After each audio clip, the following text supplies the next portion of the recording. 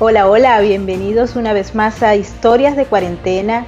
Hoy estamos de celebración porque el Estado de Israel está celebrando su aniversario número 62 de la independencia, así que queremos abrir este programa que está dedicado a Israel, a su gente, a su maravilloso apoyo.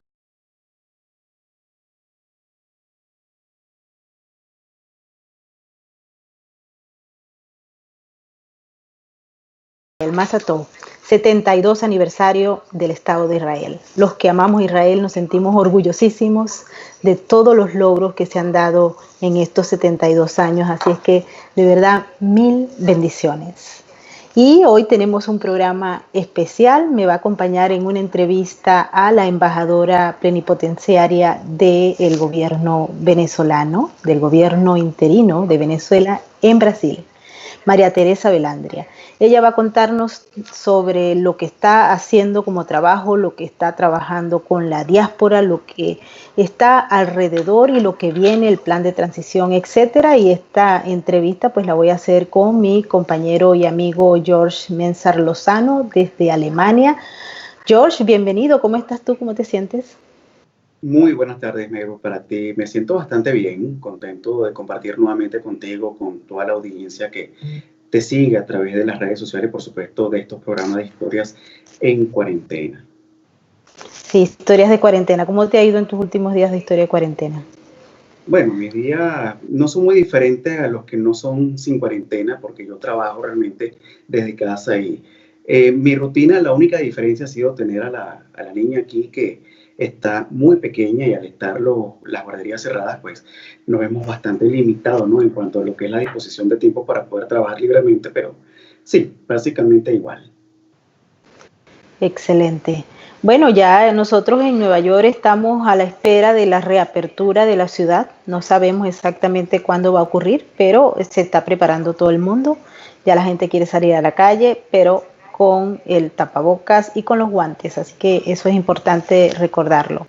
Vamos a darle ahora la bienvenida a María Teresa Velandria, profesora, amiga, gran conocedora de la política venezolana.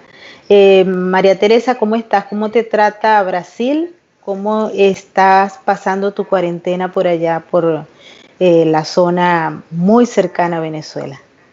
Bueno, buenas tardes para mí, buenas madrugadas para Jorge y buenas noches para ti, Maybor. Estoy aquí en Brasilia, capital de Brasil.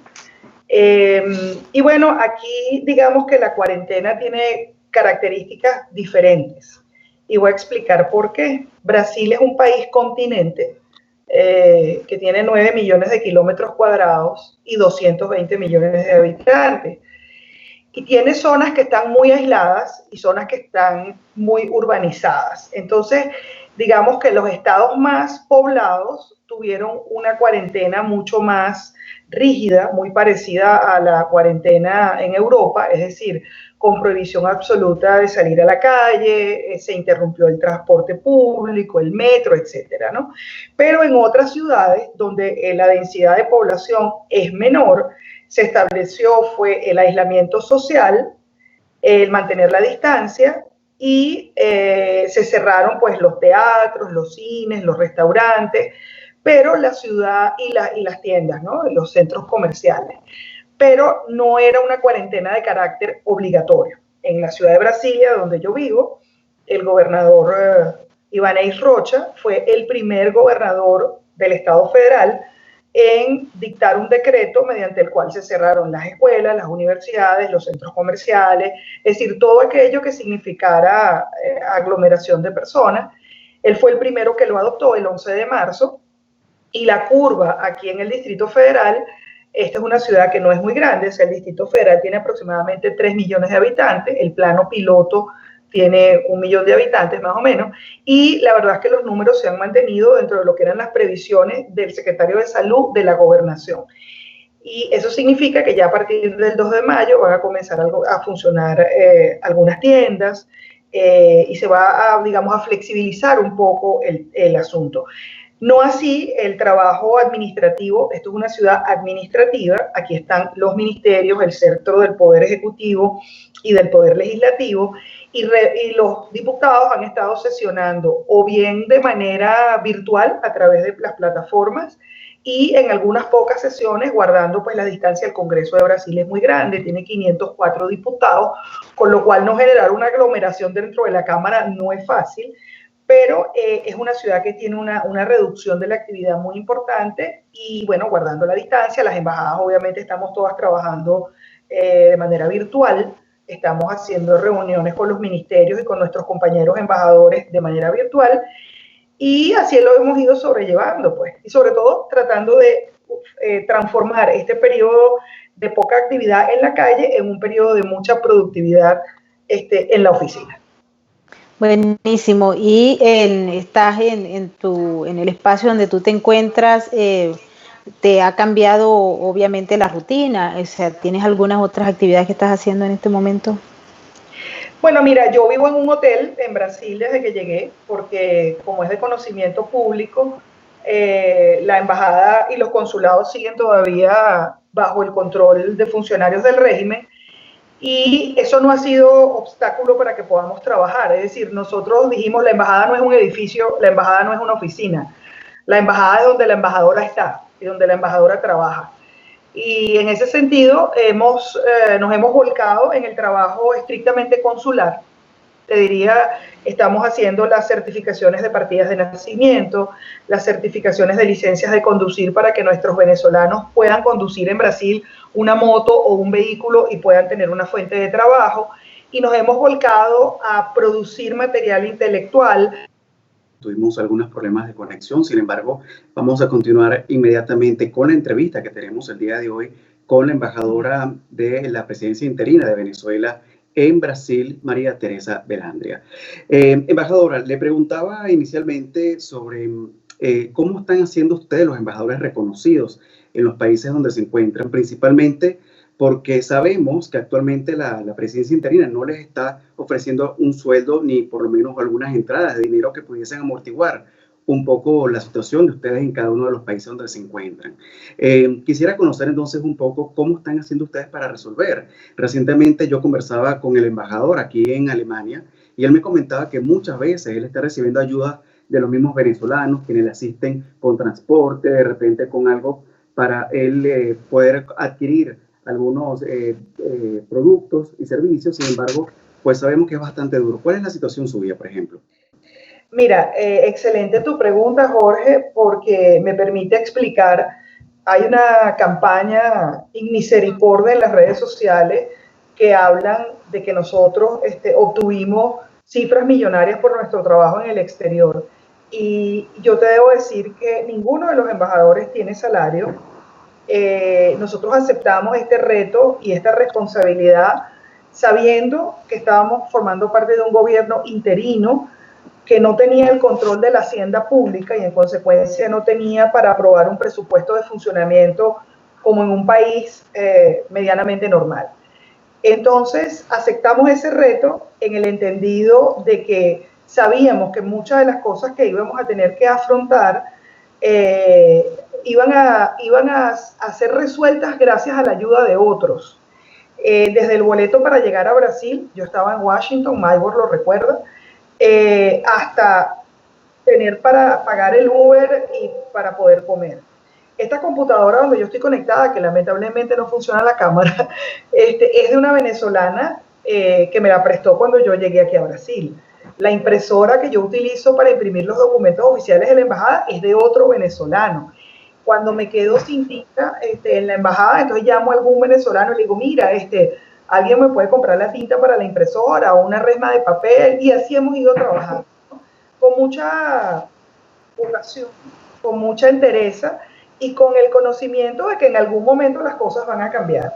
No hemos recibido sueldos ni salarios, hemos recibido donaciones de venezolanos de bien que nos han ayudado a sobrellevar esto. Un venezolano, por ejemplo, aquí en Brasil me dice, embajadora, ¿cómo los ayudamos? Le digo, bueno, tú puedes pagar un mes de renta de mi hotel. Y así otro, y te dice, ¿y usted? Le digo, bueno, tú me puedes pagar, tú puedes ir a la librería y comprar 2 resmas de papel, 4 paquetes de sobre, una tinta para la impresora. Y así hemos ido sobreviviendo durante un año, en mi caso que ya estoy acá desde el 8 de febrero del 2019, es muy duro, tuvimos que financiar cosas también de nuestros propios ahorros. Yo dejé mi trabajo en Washington, como todo el mundo sabe, yo era profesora de la Universidad Nacional de la Defensa de los Estados Unidos, y bueno, algo de mis ahorros tuve que gastar para poder sobrevivir, pero creo que bien vale la pena cuando puedes ayudar a otro venezolano que cruzó la frontera con lo que tenía puesto, y cuando evalúas que un venezolano cruza sencillamente con un morral y con un sueño, y tú estás aquí y tú representas esa esperanza, entonces bueno, cualquier dificultad, cualquier malos momentos que hayamos tenido, porque los hay, se superan, y yo creo que vamos a salir adelante, de manera que no recibimos sueldo, no recibimos salario, no hemos, el dinero de la ayuda humanitaria está en las organizaciones no gubernamentales, que son las que administran el dinero de la ayuda. Ese dinero no va ni siquiera a la presidencia de la República, es decir, las agencias son las que reciben el presupuesto, ACNUR, OIM, y aquí en Brasil, después lo voy a explicar más adelante,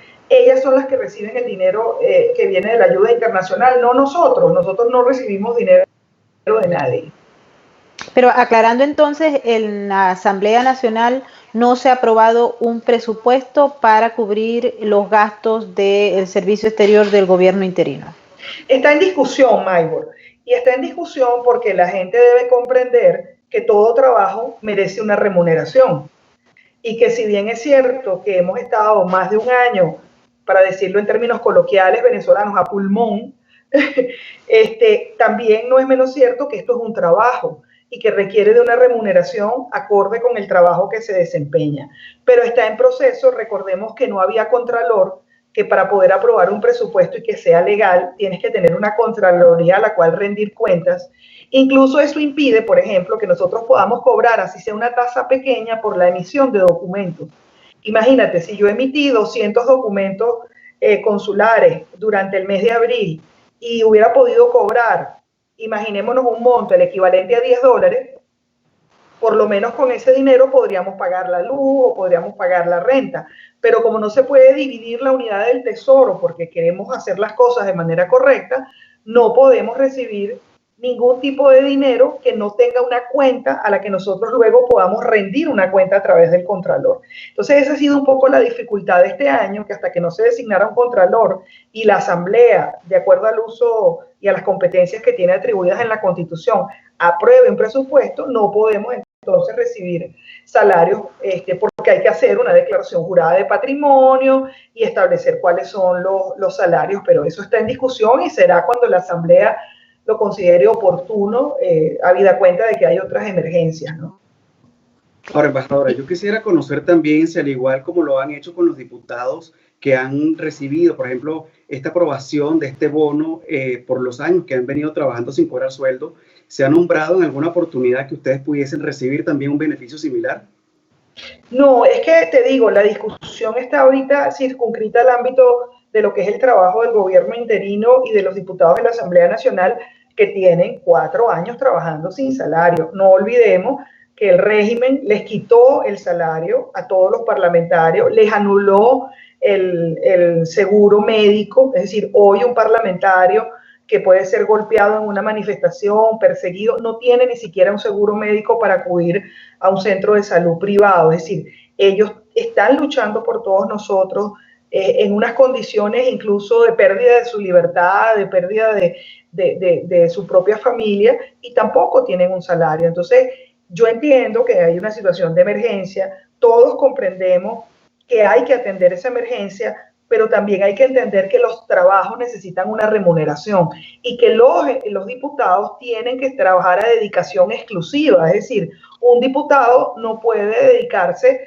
a montar una venta de arepas porque es contrario a la Constitución. La única excepción que se ha hecho históricamente para que los parlamentarios pudieran tener una actividad igual los embajadores es dictar clases.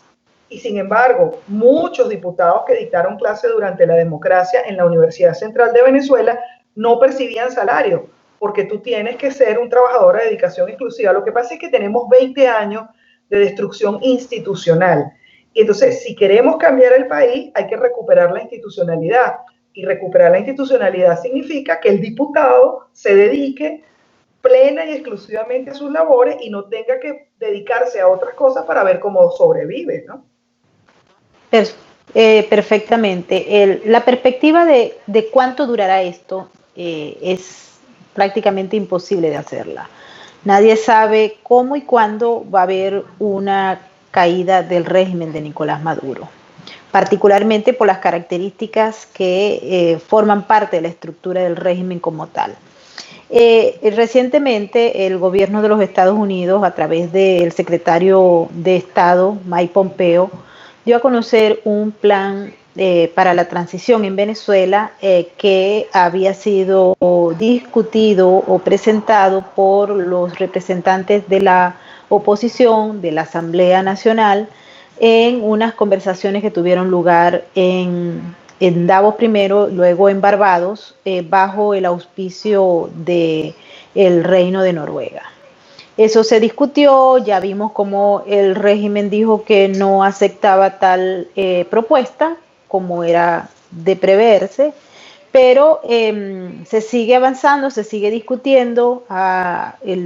Varios de los voceros del gobierno de los Estados Unidos han dicho que hay personas que han estado contactándolos para lo del Consejo de Gobierno, etcétera, pero está pasando el tiempo. Desde su perspectiva, ¿cuáles son esos espacios? ¿Cuánto tiempo cree que va a producirse alguna discusión seria sobre este tema y si realmente esta estrategia del plan de transición basado en un consejo de gobierno va a tener un grado de efectividad o tiene algunas fallas?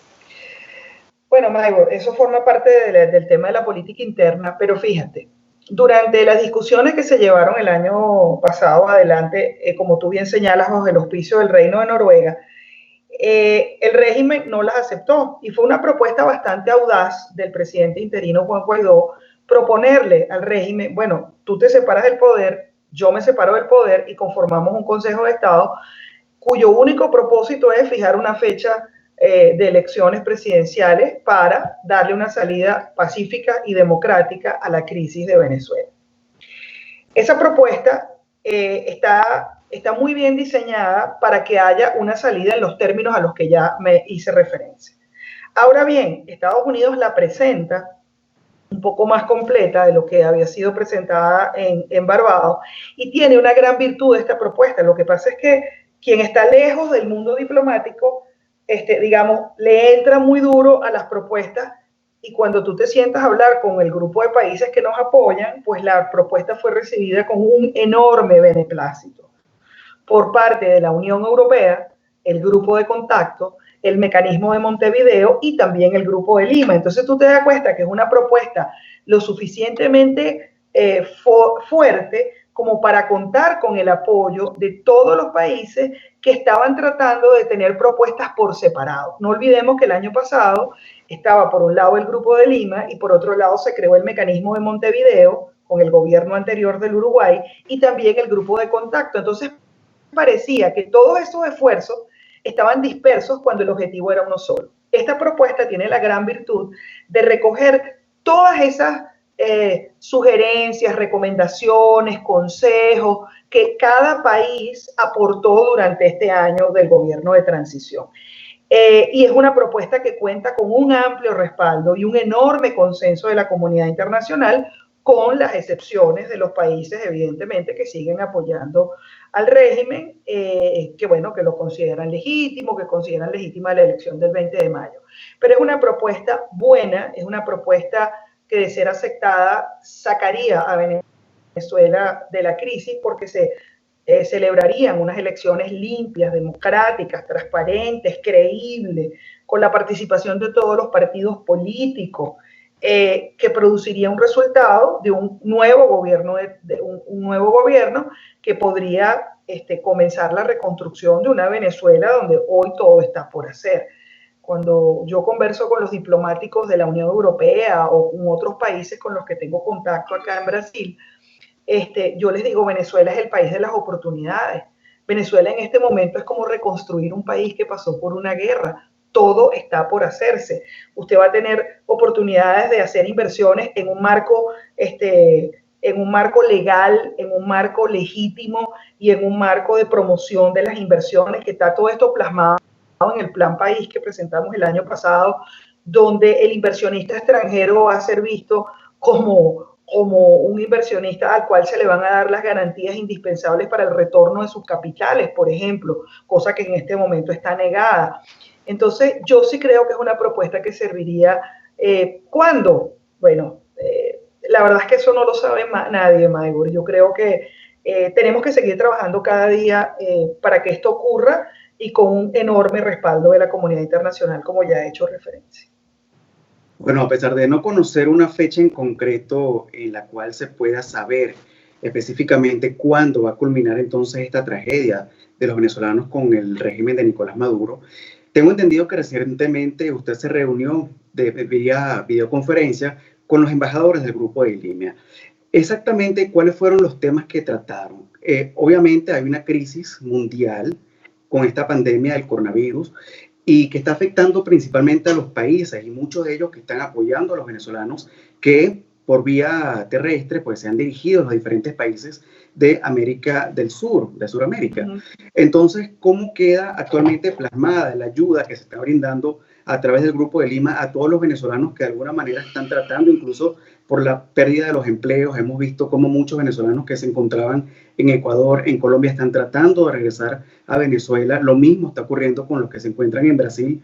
Entonces, en la frontera hemos visto que hay una situación bastante peculiar con respecto a lo que es ahí en Santa Elena de Guairén. Recientemente también veíamos cómo en Upata hubo una serie de altercados. Entonces, ¿qué se conversó en esta videoconferencia con los embajadores del Grupo de Lima? ¿Cuáles fueron las conclusiones a las que se llegaron para continuar trabajando también para la transición de un gobierno en Venezuela? Mira, nos reunimos los embajadores de los países que integran el Grupo de Lima acreditados en Brasil. Es decir, no es una reunión de cancilleres del Grupo de Lima, eso hay que decirlo. Acuérdate que la reunión formal, la última, se realizó en enero en Bogotá, aprovechando la presencia del presidente Guaidó allí en Bogotá. Pero nosotros, o sea, desde que yo llegué a Brasil el año pasado, se me ocurrió que era buena idea reunirnos por lo menos cada 2 meses los embajadores de cada uno de los países que integran el Grupo de Lima, y generalmente hacemos la reunión luego de las reuniones de cancilleres, ¿no? ¿Para qué? Para analizar lo que se acordó, para discutir cómo implementar esto de manera correcta, para intercambiar ideas entre nuestros países y sobre todo para suministrarle a los países del Grupo de Lima pues algunas informaciones en el marco del trabajo diplomático que son muy importantes y que no se deben transmitir por otros medios. O sea, nada sustituye la conversación personal. En esta última reunión, nuestro objetivo fue, primero, agradecer a los países del Grupo de Lima la ayuda que están brindando a nuestros migrantes y refugiados, y luego discutir la propuesta del marco para un proyecto de emergencia, de gobierno de emergencia. Un poco ampliar los detalles, a qué se refiere, a lo que conversé en la pregunta anterior. Y en el marco de lo que es el tratamiento a los migrantes y refugiados, pues cada país tiene sus propias características. Es decir, en Perú hay 950.000 venezolanos. O sea, nuestro embajador Carlos Escul es prácticamente, yo siempre se lo digo, es un alcalde. O sea, tú tienes 600.000 venezolanos en una sola ciudad. O sea, gerenciar eso es como gerenciar una alcaldía de una ciudad pequeña. O sea, hay que verlo en esa dimensión, ¿no? Y por ejemplo, en Lima, y no quiero hablar por él, pero escuchándolo ya estoy al tanto de todo lo que hace. En Perú el 60% de la economía es informal, entonces nuestros venezolanos formaban parte de ese mercado informal que es el primero que pierde el empleo cuando se produce la cuarentena, ¿no? Entonces para él el trabajo ha sido, bueno, tratar de lidiar con los dueños de los inmuebles a través del equipo jurídico para que no desalojen a la gente. Cada país tiene sus particularidades, Chile tiene otras, Argentina otras, y fíjate, hablando con David Molanqui, que es nuestro coordinador para migrantes y refugiados de la Organización de Estados Americanos, se ha identificado por qué están volviendo los venezolanos, ¿no? ¿Por qué?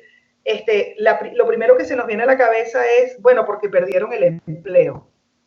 Lo segundo es, bueno, porque no tienen dónde vivir. Pero hay una causa que no se menciona y es que mucha gente está regresando porque quiere pasar la pandemia con su familia, porque tiene miedo de que muera algún familiar y no pueda verlo. O sea, cuando haces una investigación en la frontera con Colombia, te das cuenta que el regreso no está solamente asociado a la pérdida del trabajo o a la pérdida de la vivienda, sino también a un deseo de reunificación familiar. Muchos de los migrantes ya tenían 2 y 3 años fuera. En el caso de Brasil, nosotros tenemos una situación totalmente diferente. Hasta el día de hoy, la frontera terrestre se cerró el 18 de marzo para la entrada de venezolanos y está abierta para el tráfico de mercancías y para la entrada de brasileños. Solamente han salido 14 personas por la frontera con Brasil. Es decir, lo que está ocurriendo en Colombia es diferente. ¿Por qué? Porque los venezolanos aquí, los que están en los refugios de la operación Acolida, que es la operación, el programa del gobierno de Brasil para el atendimiento de nuestros migrantes y refugiados, son personas que están en un refugio donde tienen agua, energía eléctrica, internet y las 3 comidas al día. Entonces, la persona lo piensa bien y dice, bueno, me voy a regresar a Venezuela, a Santa Elena de Guairén, para cómo llego, por ejemplo, de Santa Elena de Guairén a Tumeremo si no hay combustible. ¿Cómo llego a Puerto La Cruz si no hay combustible? Y si hay combustible, tienen que ir pagando por todo el camino a las autoridades que tienen el control del combustible. Entonces, la situación aquí es diferente y aquí aprovecho para agradecer al gobierno de Brasil. ¿Por qué? Porque el tratamiento de los migrantes y refugiados tiene un programa que está considerado modelo en el mundo. Los migrantes y refugiados venezolanos están totalmente identificados. Aquí no hay venezolanos ilegales. Todos los venezolanos tienen una identidad y un estatus migratorio claro, con lo cual no son objeto de chantajes o manipulación por no tener un estatus legal. Entonces, eso hace que las cosas en Brasil sean diferentes. Y por ¿cuántas personas hay ahí hasta el momento? ¿Qué número de población de venezolanos hay? Mira, hasta el momento en que se cerró la frontera teníamos contabilizados 275,000 que han cruzado la frontera entre Pacaraima y Santa Elena. Ahora, ese no es el número total de venezolanos en Brasil, porque muchas personas llegaron antes o no llegaron por la operación Acolida. Entonces, nosotros estimamos que tomando en cuenta los que están hace muchos años más los nuevos, pueden ser unos 300,000, 320,000.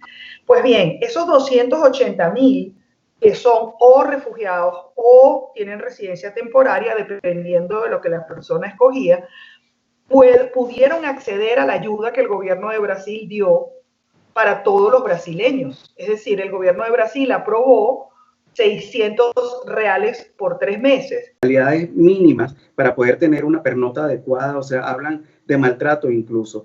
¿Tiene usted conocimiento de que esta práctica también sucede en la frontera con Brasil? Mira, ellos tienen un aparato de propaganda gigantesco. Es lo único que te puedo decir. El día de hoy es 28, el día 26, ellos devolvieron a un conductor de un camión brasileño. Como te dije, la frontera está cerrada para el tráfico de las personas, pero no para el tráfico de camiones. Entonces, este camionero brasileño cruzó la frontera para dejar una carga en Santa Elena de Guairén, le hicieron la prueba, dio positivo, lo aislaron y lo regresaron a Brasil en medio de un show, con un traje de bioseguridad que no lo tienen ni siquiera nuestros médicos. O sea, devolvieron a este señor, bueno, si está contagiado, pues merece que le den ese tratamiento, pero te das cuenta que detrás de todo esto lo que hay es un enorme aparato de propaganda, porque cuando ves el traje de bioseguridad que le colocaron, tú dices, bueno, ¿por qué ese traje no lo tienen los médicos en los hospitales venezolanos? Y él ha estado diciendo que las personas llegan muertas de hambre, maltratadas, y eso no es verdad. Siempre, el venezolano siempre tiene derecho a volver por la razón que sea. Es decir, tú no tienes por qué explicarle a nadie por qué tú decidiste volver a tu país.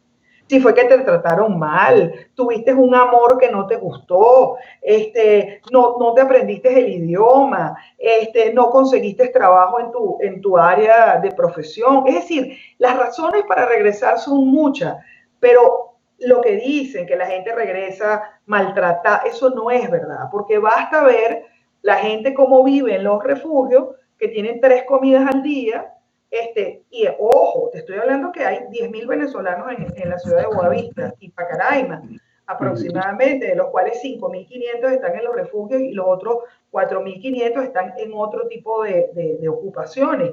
Pero el resto de esos venezolanos no se quedó allí. El gobierno de Brasil generó un programa de interiorización. Eso, tú llegas a la ciudad de Boavista y tú dices, yo no me quiero quedar aquí, además que es un estado donde no hay trabajo, un estado donde no hay una infraestructura industrial para que los venezolanos puedan trabajar. La única forma de salir de Boavista, del estado de Roraima, es en avión, porque debajo de Boavista lo que está es Manao y debajo de Manao lo que está es la selva amazónica. Entonces, si a ti no te llevan en un avión a otra parte, tú no sales de ahí. Pues el gobierno de Brasil ha interiorizado casi 40.000 venezolanos con sus propios recursos, es decir, en aviones de la Fuerza Aérea, en asientos que ceden las líneas aéreas privadas para que puedan los venezolanos movilizarse al interior de Brasil. Entonces, las personas se integran a Brasil porque se van a otra ciudad y se van de qué forma. La primera, por reunificación familiar. Por ejemplo, ya tienes un venezolano que vive en Porto Alegre, pide a su familia. Entonces, el gobierno de Brasil le facilita la reunificación familiar, le consigue el boleto de avión, le consigue el traslado. Ahí entra la Organización Internacional de Migraciones con todo el tema de la identificación. Luego tienes reunificación por puesto de trabajo, cuando ya tú tienes un puesto de trabajo en algún estado brasileño. Allí nuevamente la Organización Internacional de Migraciones nos ayuda en que a ese venezolano que se va a movilizar de la ciudad de Boavista a Curitiba, por ejemplo, a esa persona la Organización Internacional de Migraciones le da una tarjeta de débito con un mes de salario, para que tenga un mes de salario mientras cobra su primer sueldo en Brasil. Y luego tienes la reunificación social, que es cuando ya tú tienes unos amigos, unos primos, que se fueron a vivir a otra parte y te piden. Bueno, todo ese trabajo de interiorización lo hace Brasil sin cobrar un centavo. Entonces, tú me vas a decir a mí que la gente está regresando maltratada. No, probablemente habrá algún venezolano en Pacaraima, que es la población fronteriza de Brasil, que perdió su trabajo porque las tiendas cerraron y bueno, me regreso para mi casa. Pero de ahí a que hayan personas en las condiciones que el gobernador señala, pues eso no es verdad. Hay una pregunta acá en relación a las personas que están en los refugios. Dicen que si ustedes tienen un plan o alguna programación, nadie sabe, para salir del refugio y por lo menos entrar al mercado laboral cuando la pandemia pase, ¿no? O bueno, se queda de manera permanente. No, es lo que acabo de explicar. Los refugios están diseñados para que las familias pasen allí como mucho 3 o 4 meses, mientras se realiza el proceso de interiorización.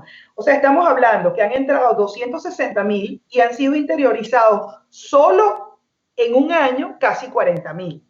Y hay otros que se interiorizaron por sus propios recursos. O sea, hay gente que llegó a Boavista y tenía dinero para comprarse un boleto de avión e irse para el interior de Brasil. O sea, no todo depende de los refugiados. Y la idea de Brasil es que no se queden allí, que la gente no se acostumbre a vivir en un refugio en la cual le dan las 3 comidas. El trabajo de Brasil es encontrar trabajo para estas personas. Y te digo una cosa, Maybor y Jorge, ustedes tienen que ver cómo se hace.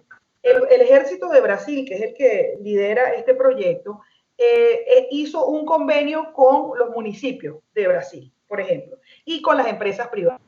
Entonces, los venezolanos muestran su currículum. Mire, yo soy tornero, yo soy electricista, oficios básicamente, ¿no? Yo soy tornero, yo soy electricista, yo soy zapatero, ebanista, peluquero, qué sé yo. Le consiguen entrevistas a nuestros venezolanos y la entrevista se hace por Skype entre el empleador, el venezolano y una persona de la operación acogida que le sirve de traductor. Es decir, ellos incluso encontrar el trabajo para nuestros venezolanos. Porque la idea no es que se queden allí de manera permanente. Por esos refugios han pasado 200.000 personas. Y ya hay un número muy importante interiorizado. Estamos hablando que 37.000 solamente en el año 2019. Y esta operación comenzó en el año 2018. Si sumamos los dos periodos, estamos hablando de que casi más de 100.000 personas fueron interiorizadas por el gobierno de Brasil y el otro ciento y poco se interiorizaron por sus propios medios. O sea, la idea no es que se queden en Roraima porque ahí no hay trabajo. O sea, eso sí es verdad. En el estado de Roraima las fuentes de trabajo son muy pocas, entonces tienen que irse hacia el sur, que es donde está la producción de este país. San Pablo, Santa Catarina, Paraná, es decir, el trabajo está hacia el sur de Brasil. La Asamblea Nacional, Mate, aprobó un acuerdo para catalogar o calificar el oro como oro de sangre. ¿Tú conoces el contenido de ese acuerdo? ¿Hasta qué alcance tiene? Sí, el acuerdo fue aprobado el día de hoy, es decir, hoy 28 de abril del 2020. Es un acuerdo de la Asamblea Nacional, déjame buscarlo un segundito, ya te lo estoy buscando aquí. Qué lástima que no los veo, ¿vale? Pero bueno, aquí está. El acuerdo se denomina Acuerdo en rechazo al criminal uso del oro de sangre y demás minerales extraídos de forma ilegal para la adquisición y contrabando de productos y materiales por parte del régimen usurpador de Nicolás Maduro y grupos delictivos por él auspiciados. Pero lo interesante, aparte de los considerandos, pues, es que se declara por primera vez, de acuerdo a lo que ha sido también el esquema de sanciones de Estados Unidos, dice, acuerda, primero, declarar como oro de sangre todo el material aurífero que está siendo ilegalmente extraído de los estados Amazonas, Bolívar y del Tamacuro. Queda prohibida su venta, comercialización y circulación en todo el territorio nacional, así como su exportación en contravención del ordenamiento jurídico. En segundo lugar, dice, notificar a la comunidad internacional de esta declaratoria de oro de sangre a fin de alertar sobre la ilicitud de los negocios realizados en torno a ello. Y también señala, pues, los responsables, pues, Nicolás Maduro, la empresa Caminpen, que es la compañía anónima militar de industrias mineras petrolíferas y de gas. Y por último, lo más importante para que esto se entienda es notificar formalmente a los países fronterizos de Venezuela la decisión adoptada por la Asamblea para que ejerzan el control sobre productos y materiales que están siendo atraídos a través de las fronteras terrestres, marítimas y fluviales con destino al arco minero y que a su vez notifiquen a las empresas privadas dentro de sus respectivos países que la recepción del oro y demás minerales obtenidos en las formas descritas en este acuerdo es ilegal y constituye un delito, reservándose el Estado las acciones a que haya lugar por el incumplimiento de esta decisión. Yo creo que este es un acuerdo. ¿Cómo se aplica en el interior de Venezuela ese acuerdo? Mira, bueno, Michael, sabemos que no tenemos el control de los órganos de seguridad dentro de Venezuela, pero es un acto de gobierno que el oro se está sacando para muchas partes del mundo, eso lo sabemos. Pero hay países en los cuales es legal recibir oro como forma de pago. Bueno, se le está diciendo, si usted recibe un oro que no está autorizado por el gobierno interino, es un oro ilegal. Y esto está absolutamente asociado a las sanciones establecidas por Estados Unidos. Tú recuerdas que Estados Unidos, una de las primeras sanciones que hizo fue precisamente al oro, para impedir el tráfico de oro. Entonces, esto es una herramienta más del gobierno legítimo que nos ayuda a impedir el contrabando de oro y que fortalece las actividades que se están realizando de patrullaje e interdicción en el Mar Caribe, porque entonces ya no es solamente el narcotráfico como tal, sino que si se captura una lancha con oro, también ese oro puede ser confiscado y puede permanecer confiscado hasta tanto el gobierno legítimo tenga legítimo acceso a ese oro que fue explotado ilegalmente. ¿Y por qué es un oro de sangre? Tanto como los diamantes de sangre africanos, que de allí viene esa denominación, porque las condiciones en las que se explota el oro son realmente infrahumanas. Estamos hablando de casi 350.000 mineros que están en el arco minero y que trabajan en condiciones realmente deplorables. Ahí lo que abunda es la malaria, las matanzas entre los sindicatos que manejan el oro, y luego el desplazamiento forzoso de los pueblos indígenas que tenían legítimo derecho a la explotación del oro, que también han sido obligados a huir y han sido masacrados. No olvidemos la masacre de Marapacay, la última masacre que se produjo cerca de Luepa. Es decir, es un oro que está manchado de sangre. Y yo creo que esto es muy importante.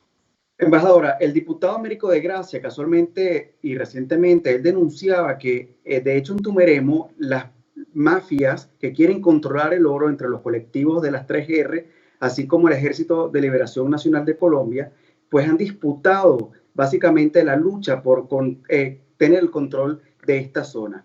Quisiera conocer, si usted lo sabe de alguna manera, cómo se está realizando a través de las Fuerzas Armadas Nacionales, porque si bien a través de la mirada cómplice de muchos efectivos que por orden de superior están trabajando de la mano con todos estos grupos irregulares para extraer el oro, ¿cómo vamos entonces a garantizar entonces que el oro pueda no salir de Venezuela sin el control que tiene actualmente la Guardia Nacional como las Fuerzas Armadas?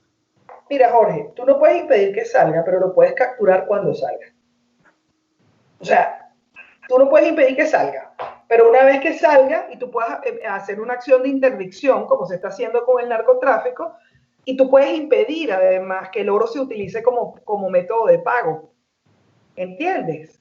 Eso es lo que estamos tratando, porque, a ver, el minero que se mete unos gramos de oro en el bolsillo y cruzaba la frontera con Brasil para ir a Pacaraima a comprar comida, eso es realmente menudeo, ¿no? Son 5 gramos, 8 gramos, 10 gramos de oro. Estamos hablando de contrabando de grandes cantidades de oro que estaban saliendo en aviones, en lanchas, porque esto se saca por aviones pequeños, por lanchas a través del delta del Orinoco. Es decir, tú lo que estás es dándole herramientas a los órganos de control externo para que el oro también pueda ser confiscado y para que los países que aceptan el oro como medio de pago digan, ah, caramba, este oro no es legal.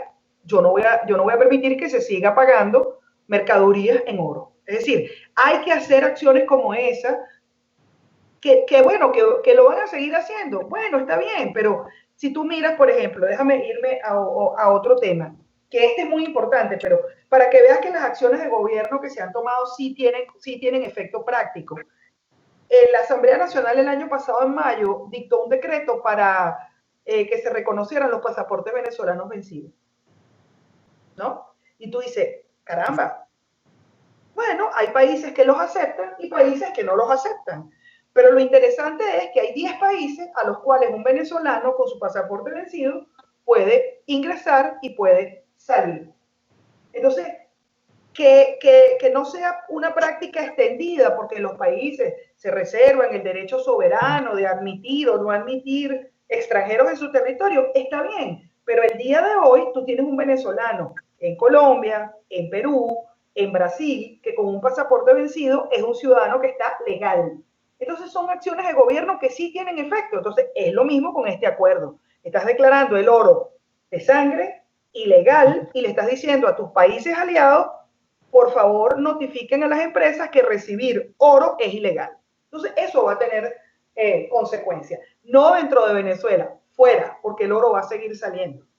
Ciertamente. Hay otro tema que ha despertado una enorme discusión, no solamente en el interior de Venezuela, sino fuera de ella, y es la reforma a la ley orgánica de las Fuerzas Armadas Bolivarianas de Venezuela, que fue hecha por la Asamblea Nacional Constituyente, que es un órgano inconstitucional, pero que hace leyes y hace decretos que los ejecutan internamente.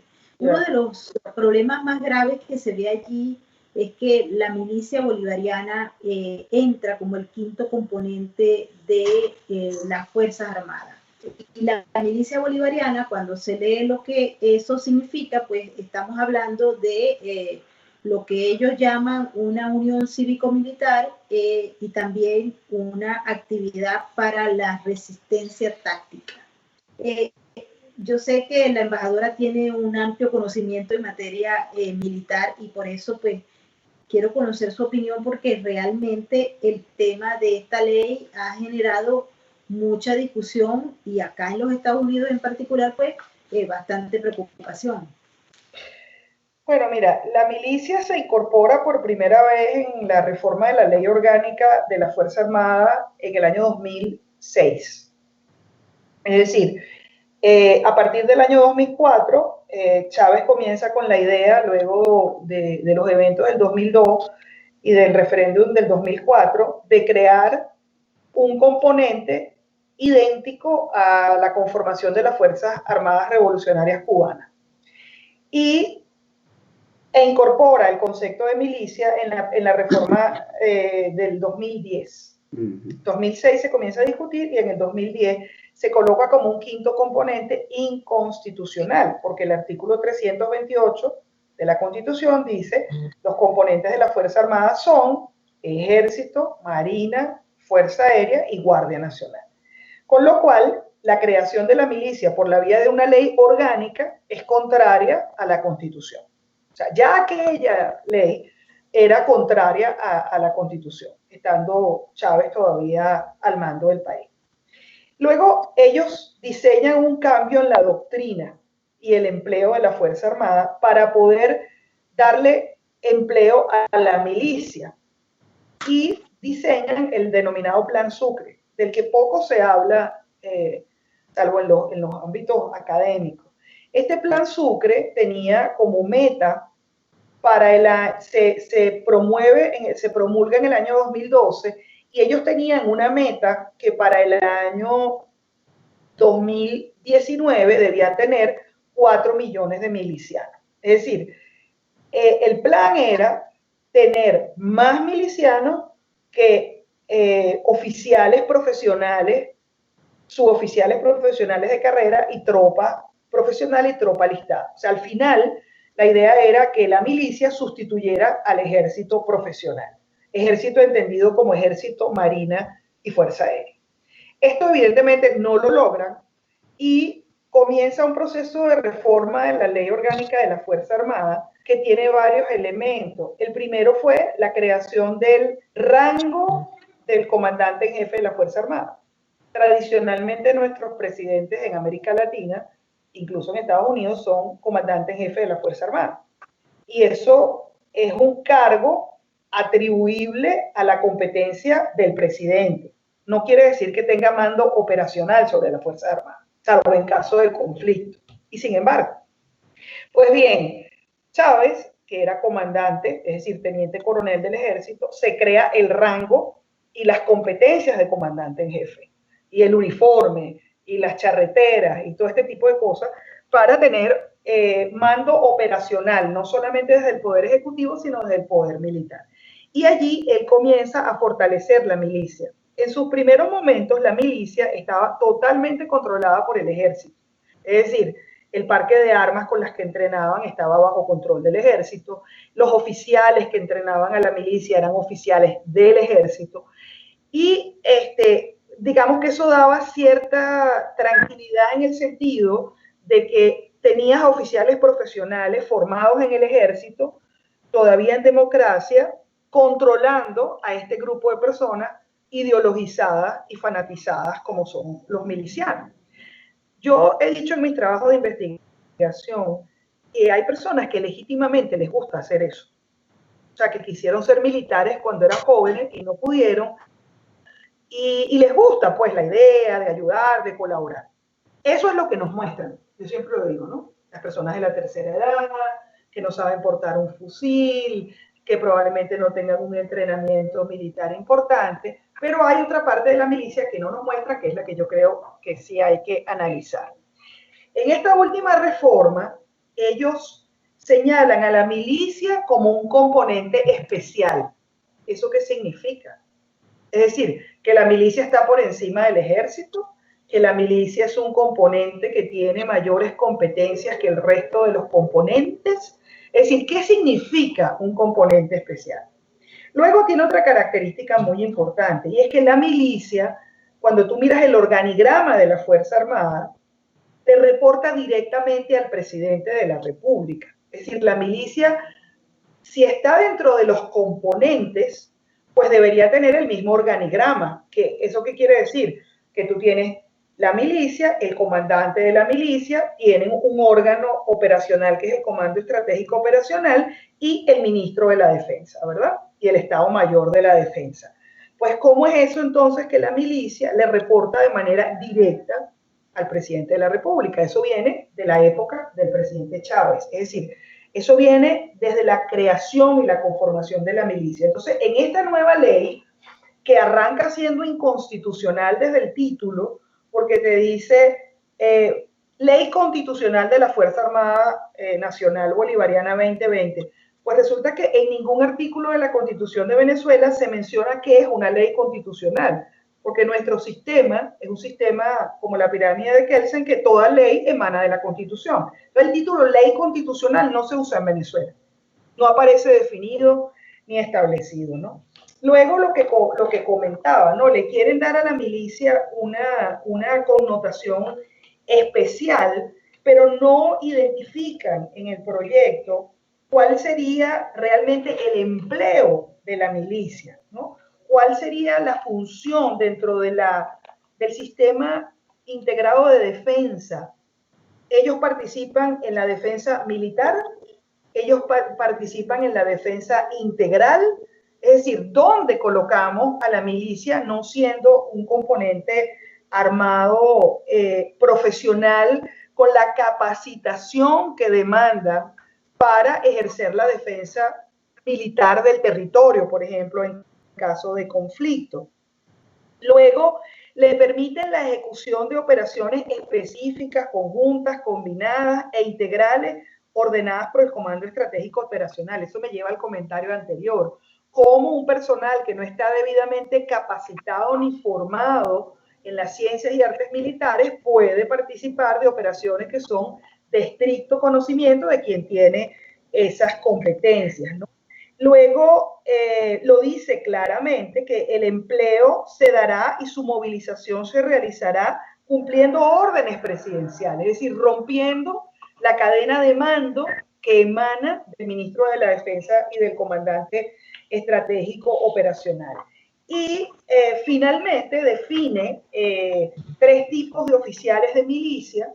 Ellos hablan de los oficiales de milicia como aquellos emanados de dónde, cuál es la academia de formación de la milicia. Siguen siendo oficiales de academia del ejército. Luego habla de sargentos de milicia, y esto es una contradicción directa con la reforma de la Ley Orgánica de la Fuerza Armada, que eliminó los suboficiales profesionales de carrera. Entonces habla de sargentos de milicia y de milicianos, o sea, establece 3 categorías. Entonces tú dices, bueno, ¿dónde estudiaron los oficiales de milicia? ¿Dónde se forman los sargentos de milicia? ¿Y cómo se forman los milicianos? De manera que la preocupación es absolutamente válida, Maybor, y hay muchos otros aspectos de la ley que podríamos mencionar, pero quedémonos en la milicia nada más. Sí, hay un elemento importante, dame un segundo, George, que está con la función de esa milicia con los consejos comunales, que sería más o menos, y eso lo conocemos por Cuba y lo conocemos por otros países que tienen ese modelo, que sería más o menos infiltrarse o integrarse, como ellos dicen, a esos consejos comunales en el ámbito de la vigilancia de la gente, sí. Lo que quiere decir que es la pérdida, y esto es un factor que acá en los Estados Unidos ha generado bastante preocupación y debate. Sí, Jorge, ¿tú querías mencionar algo?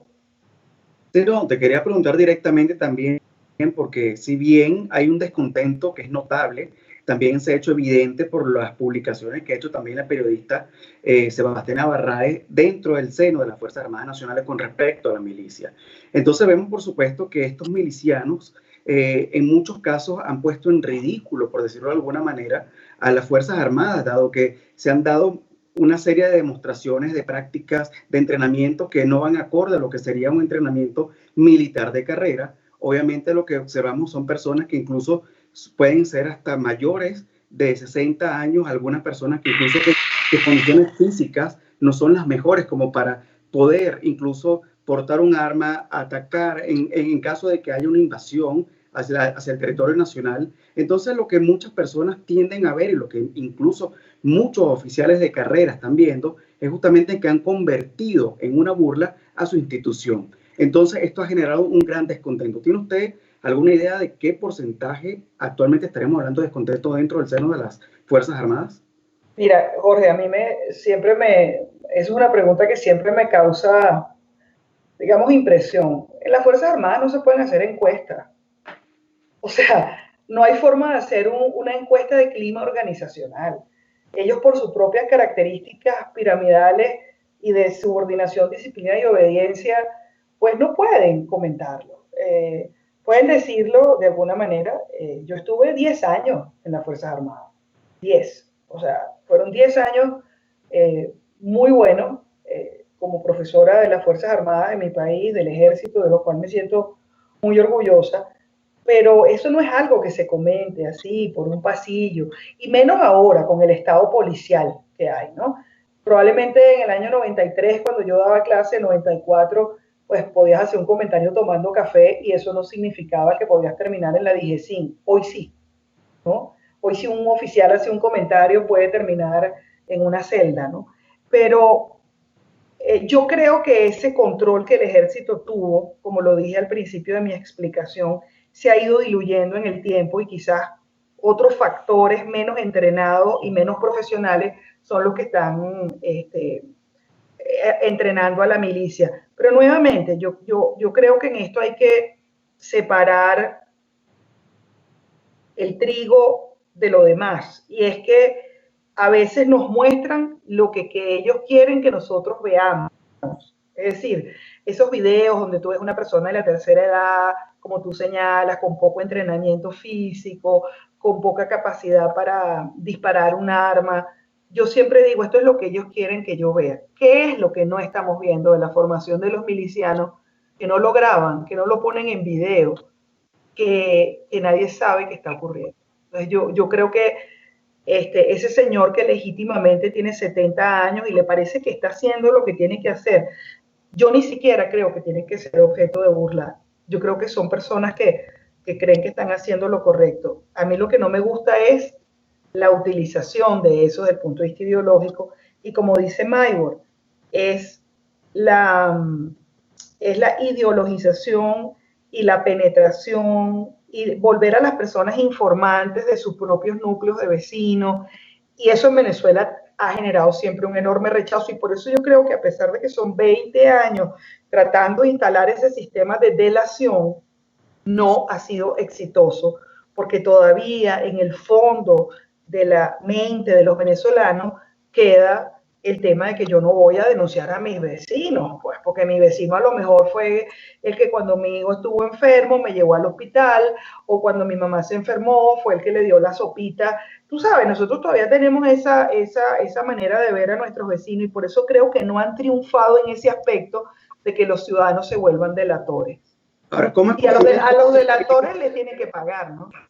Sí, pero ¿cómo es posible entonces? Yo quisiera conocer básicamente es cómo entonces, si no hay una comunicación interna de los oficiales para entonces demostrar un rechazo ante estos milicianos, ¿cómo es posible entonces que se hayan organizado la rebelión de Cotiza en el año 2019, el asalto al fuerte Paramacay con la Operación David, también la Operación Libertad del año también del mes de abril del año pasado? ¿Cómo se organizan todo esto? ¿Cómo logran correr la voz para entonces no caer víctima de alguna sanción por parte de los superiores y que puedan ser apresados por entonces intentar atentar contra el gobierno de Nicolás Maduro? Mira, ellos encuentran la forma de comunicarse, yo no lo sé, de verdad no lo sé, y si lo supiera no te lo voy a decir tampoco. Mira, aquí hay un tema que está también en discusión, y creo, o sea, yo aprovechando el conocimiento sobre la materia, ¿qué verdadero significado puede tener esa fase en la que el régimen ha dicho que se encuentra en estos momentos de resistencia táctica, tomando en cuenta el escenario geopolítico que está alrededor de Venezuela, en cuales pues hay un gobierno interino que tiene el apoyo de los Estados Unidos y de un grupo de países aliados poderosos, y que ellos ciertamente mantienen un apoyo de China, de Irán, de Rusia y de otros países, pero ellos están hablando de un tema de resistencia táctica y se han declarado como tal. Han habido declaraciones de varios voceros del régimen y esto ha causado bastante curiosidad porque pues la narrativa sí explica que ellos están esperando que haya una invasión, cosa que eso no estaba previsto por ahora, al menos todos los voceros han señalado que no, pero ellos mantienen y alimentan, pero también tienen otras actividades ahora que no tenían antes cuando se declararon en esta fase. No, fíjate, Maybor, este tema que tú mencionas está en el Plan Sucre del 2012.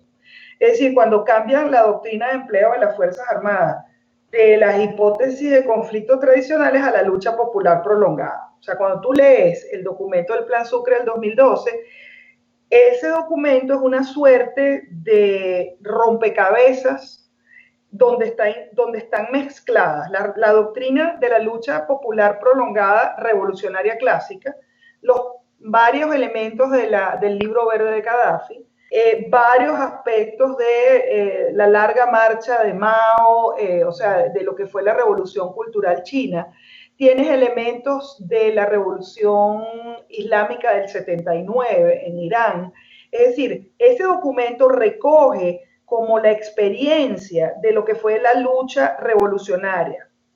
Y eso es muy importante porque al tú declararte revolucionario y declararte que esto es una lucha popular prolongada, tú te preparas para la resistencia.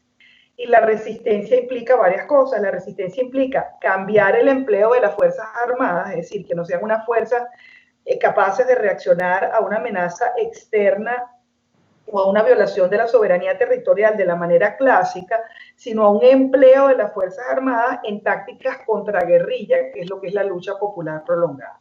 Nosotros tuvimos un enorme éxito en la lucha contraguerrilla en los años 60, es decir, nosotros tuvimos en los años 60 nuestros militares, nuestros infantes, tenían una doctrina que les permitió combatir de manera eficaz, eficiente y derrotar a la guerrilla en los años 60.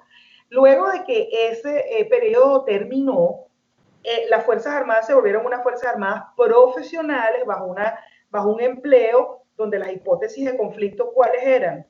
El Golfo de Venezuela, es decir, que se reactivara una invasión o una violación, más que una invasión, una violación del territorio por el lado de Colombia.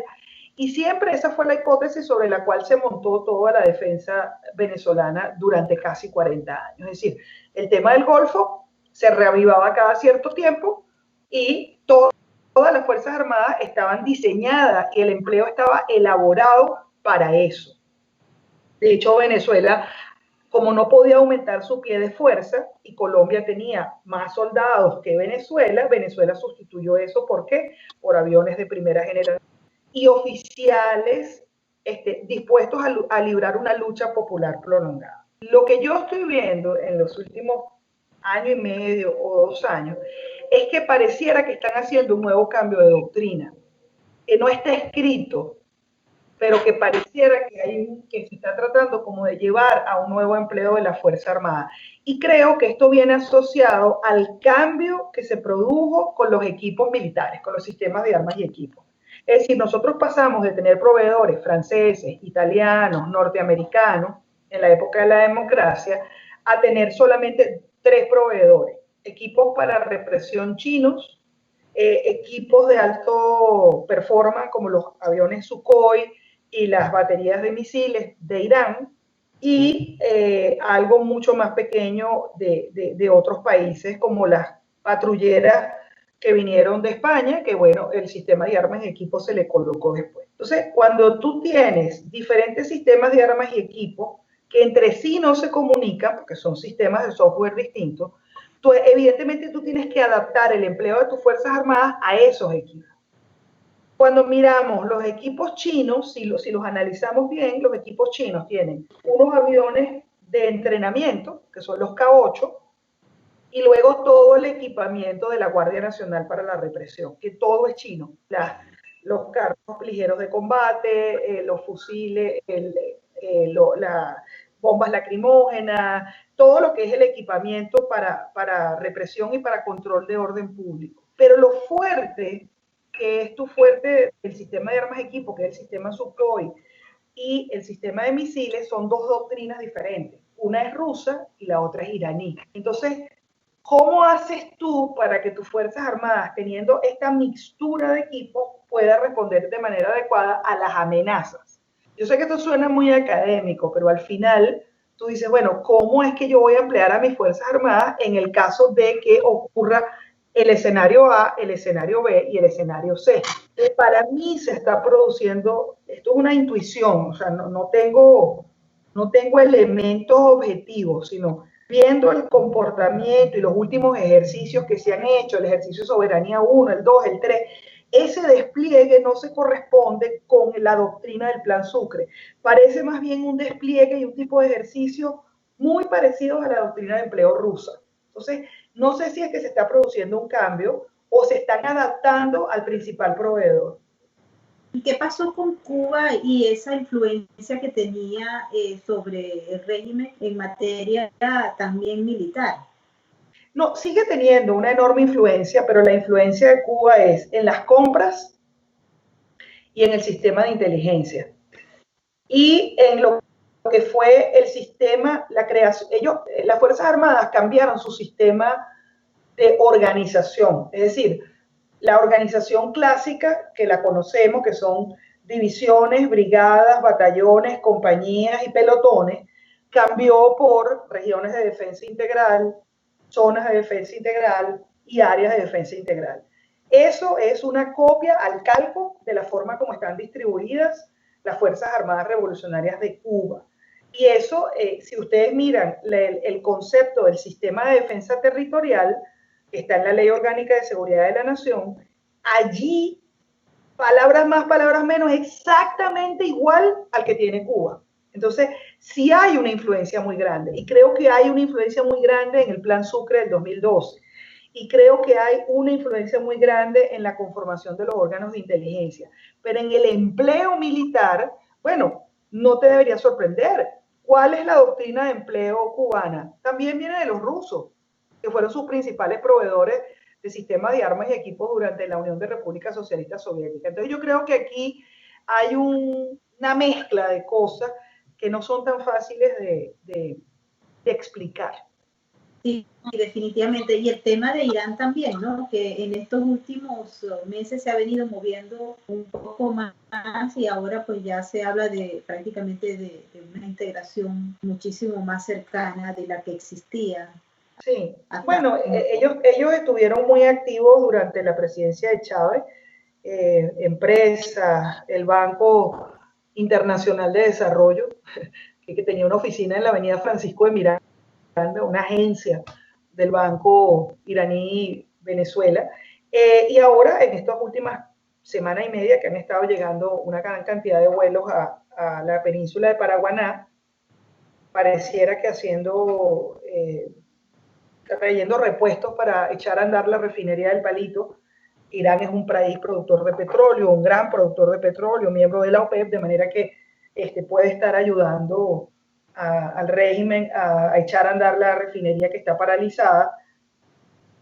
Yo no me atrevo a hacer ninguna afirmación con respecto a influencias en el sector militar, como si son muy claras, salvo los equipos, pues los misiles, el sistema de misiles, que es iraní, influencia en el manejo y en la doctrina. Yo creo que es más cubana, rusa, como ya lo expliqué.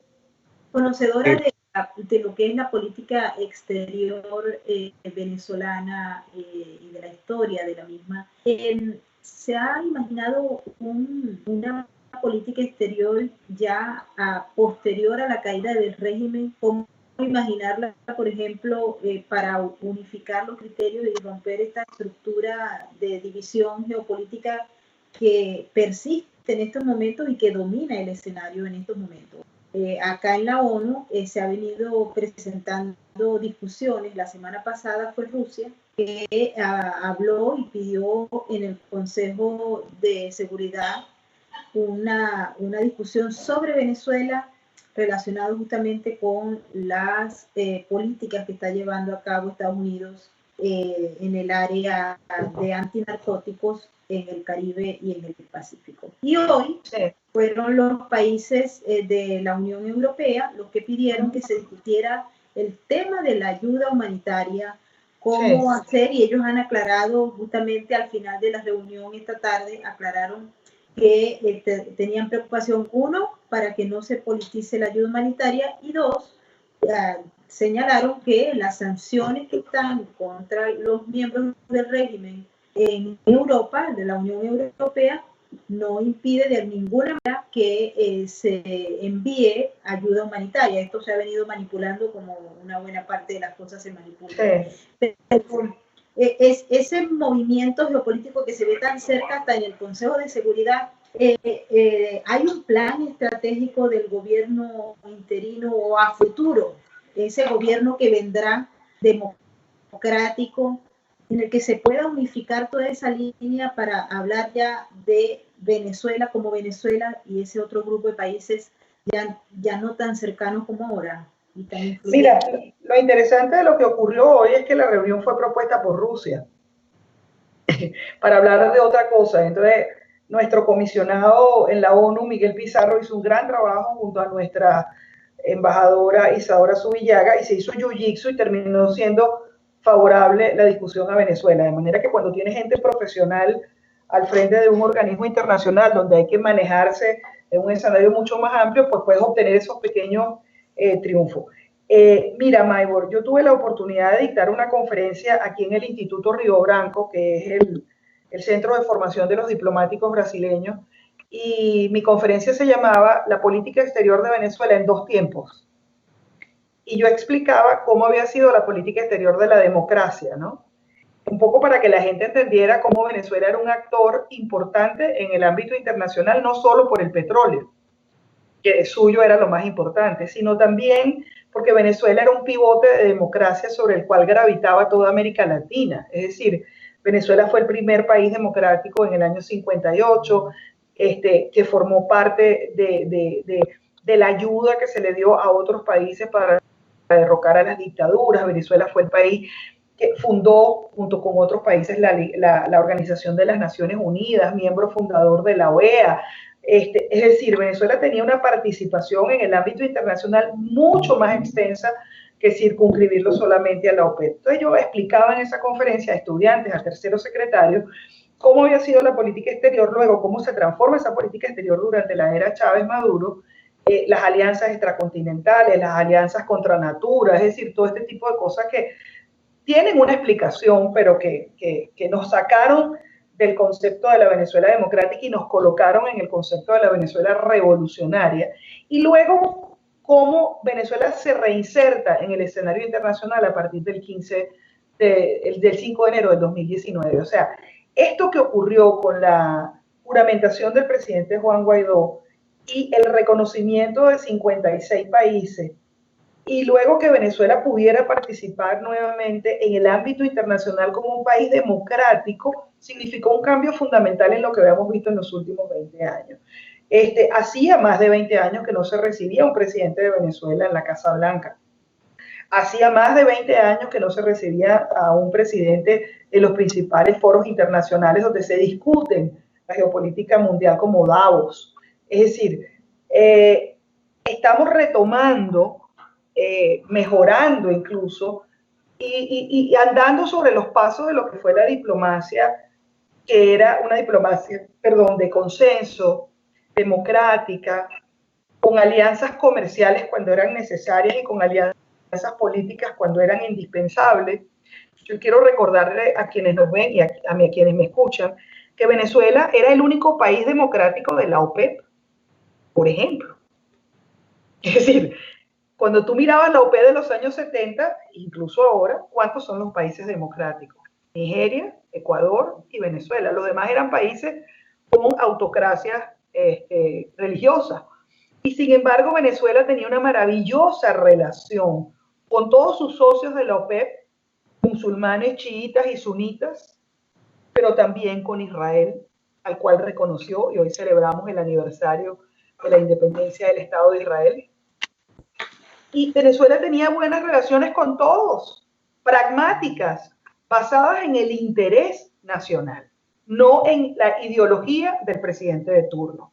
Y así logramos insertarnos en los foros más importantes. Venezuela fue miembro fundador de la Organización Mundial de Comercio. Venezuela fue miembro fundador del Acuerdo de Cartagena, que luego se transformó en el Pacto Andino y luego en la Comunidad Andina. Es decir, tenemos como restituir el lugar de la democracia dentro de las democracias internacionales, y yo creo que rescatar la institucionalidad, como dije cuando comenzamos esta larga entrevista, es uno de los aspectos más importantes. Es decir, que la política exterior y que el embajador sea el representante político del gobierno, y que sea la democracia y el respeto fundamental por los derechos humanos lo que prive en la acción exterior y los intereses de Venezuela. Es decir, cuáles son nuestros intereses, dónde están y cuáles son nuestros aliados, y restituir también todo ese sistema de alianza con aquellos países de los cuales nos hemos alejado y que le dejamos el campo libre durante muchos años, por ejemplo, los países del Caribe, por ejemplo, África. Yo creo que hay que retomar esas relaciones en el marco del respeto, la democracia, de los derechos humanos. Yo creo que lo podemos hacer y lo podemos hacer bien, Michael. Hay una tendencia, embajadora, que habla del regreso del socialismo a América Latina, ¿no?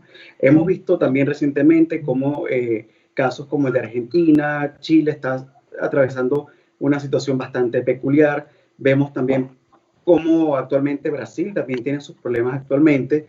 ¿Y qué va a suceder en caso tal de que la izquierda realmente gane terreno en América Latina, como puede suceder con Colombia?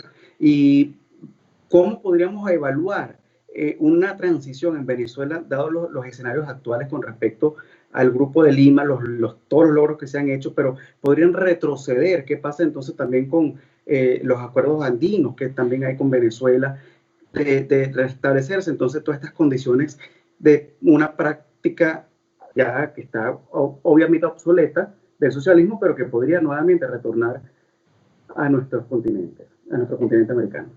Fíjate una cosa, Jorge, el hecho de que un gobierno tenga una inclinación ideológica determinada no lo hace menos democrático. Es decir, yo creo que hablar de un gobierno de inspiración socialista como el de la señora Bachelet en Chile, de ninguna manera podría decirte que fue un gobierno no democrático. Es decir, socialismo no es antagónico a democracia. O sea, yo creo que cuando ponemos las dos cosas juntas, la gente tiende a equivocarse. Yo no puedo hablar por lo que pasa en otros países y tampoco puedo hablar por lo que pasa en Brasil. Los embajadores tenemos prohibido hablar de la política interna de los países donde estamos acreditados. Pero imaginémonos que hay un reacomodo regional. Los tratados y convenios que se suscriben tienen que ser cumplidos como fueron pactados. El presidente Guaidó y la Asamblea Nacional decidieron que Venezuela vuelva a la Comunidad Andina, de la que nunca debió haber salido, por cierto, porque ese es nuestro mercado natural, ¿ok? Entonces, la Comunidad Andina sobrevivió a Correa, a Evo Morales y a Chávez, ¿no? Entonces, por hablar de tres presidentes inscritos en esa tendencia. De manera que yo creo que no hay que temer a priori las decisiones que los ciudadanos legítimamente adoptan. Si esas decisiones son buenas o malas para la conducción de los asuntos de su país, pues es una responsabilidad de los ciudadanos que votaron por ello. Pero fíjate, el Grupo de Lima, se retiró México del Grupo de Lima, legítimamente tiene derecho a estar o no en un grupo para apoyar la democracia en Venezuela, pero la salida de México, que todo el mundo pensaba, caramba, se va a un país grande. Bueno, oye, tuvimos la llegada de Haití, tuvimos la llegada de Bolivia, porque todo al final es un juego en el cual cambian las preferencias dentro de los países. Entonces, Haití se incorpora como miembro pleno del Grupo de Lima, Bolivia se incorpora como miembro pleno del Grupo de Lima, Argentina no se ha retirado del Grupo de Lima, probablemente no acompaña con el mismo entusiasmo las decisiones, pero está allí, escucha, opina. Uruguay muy probablemente ingrese al Grupo de Lima, eso todavía no está definido por el nuevo gobierno del Uruguay, pero al final es un foro de discusión política muy sano y que, como digo yo, los que se fueron no hacen falta, están los que están comprometidos con que Venezuela retome la democracia. Y la comunidad andina es importante, es un acuerdo comercial, eso tendríamos que dedicarle otro espacio. Es importante reinsertarlos en los acuerdos de integración económica. Ahorita no pertenecemos a ninguno, no pertenecemos a ninguno.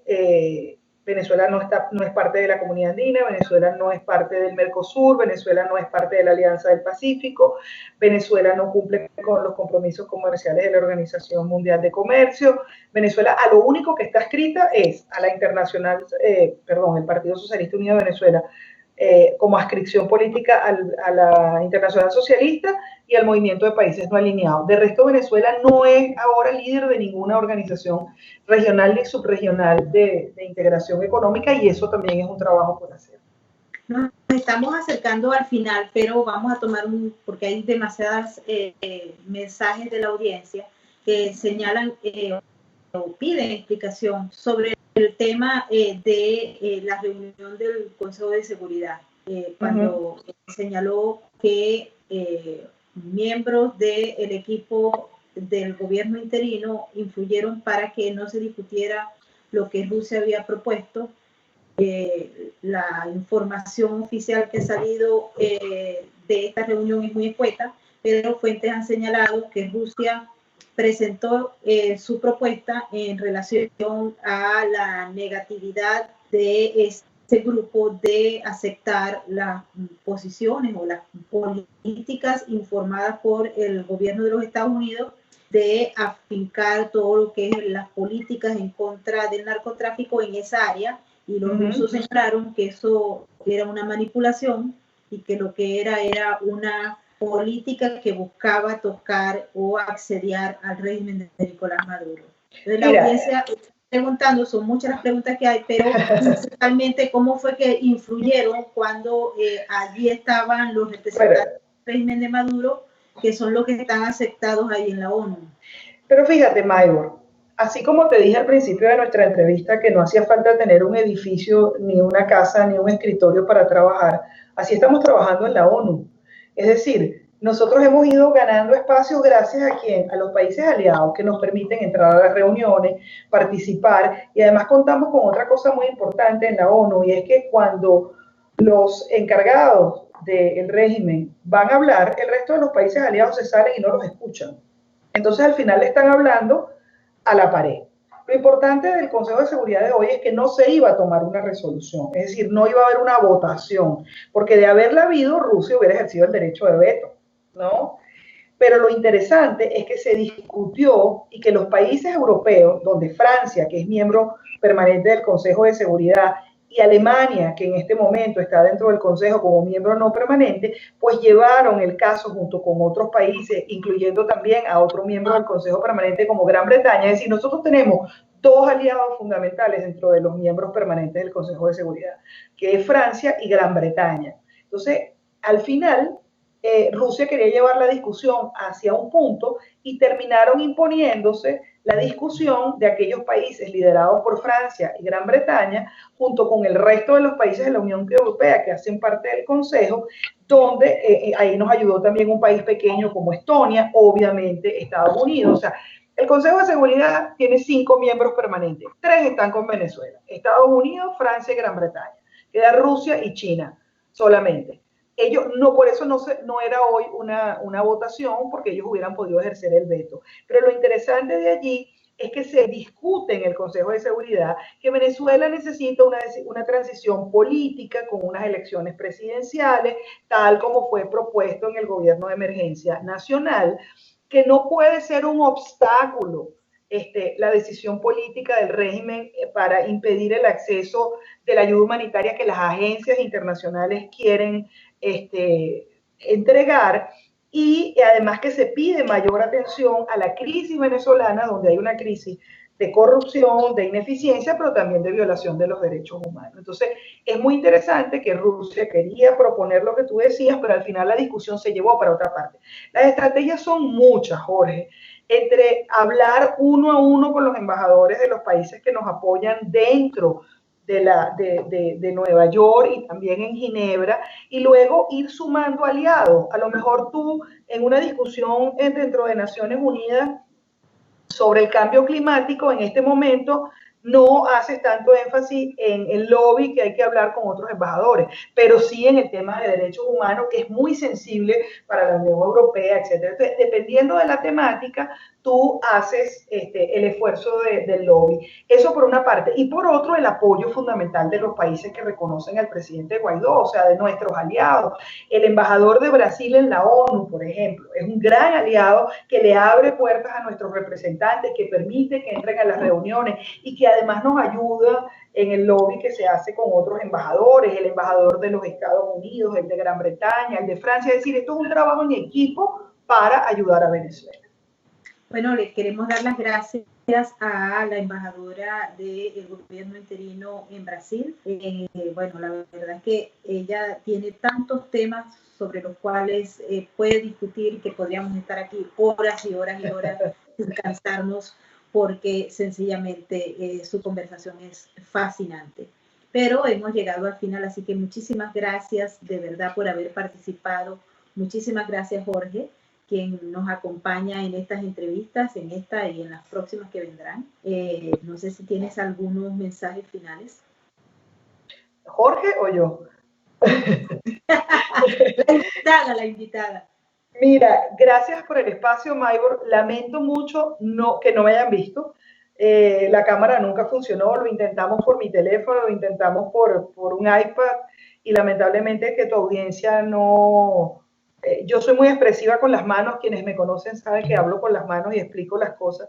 Pero te agradezco el espacio, además hablamos de muchas cosas interesantes, hablamos de la política exterior, de la ayuda de los venezolanos en Brasil, en fin, abordamos tantos temas que ya ni me acuerdo. Pero muchísimas gracias, Maybor. Maybor es una gran amiga a la que admiro mucho. Y cuando recuperes la cámara de la computadora. Así es, no, y me gustaría abordar específicamente, de ser posible, cuando tú tengas el espacio, todo el trabajo que se está haciendo aquí en Brasil, porque pronto vamos a tener buenas noticias. Definitivamente, así que es un compromiso y ahí estará George conmigo para hacer esta entrevista, ¿ok? Una segunda entrevista. Gracias, Jorge, a ti también, un abrazo. Feliz noche, feliz tarde. Igualmente. Nosotros nos vamos, no sin antes decirle dos cosas. Uno, a Mate y a George, si están por allí todavía, les recomiendo las galletas de Gina's Cookie. Gina's Cookie es una artista que hace sus propias galletas, sus propios diseños, sus propios... Fíjense qué belleza. Esto es una muy propia de la época que estamos viviendo, de la pandemia del coronavirus. Pueden observar, aquí tenemos otras. Y bueno, son súper deliciosas. La verdad es que a toda la familia le gusta y las hace para cualquier motivo. Matrimonio, cumpleaños, fiestas de cualquier cosa, de amigas, de amadas, de contras, todos los detalles que ustedes deseen con Gina's Cookie. Recuerden, ahí está en pantalla su página y también pues recordarles que ella las envía a todos los Estados Unidos. Y nos despedimos volviendo a recordar más a todo a Israel, que lo amamos y que sabemos que va a estar allí por siempre. Así es que más a todo Israel, muchísimas gracias por este.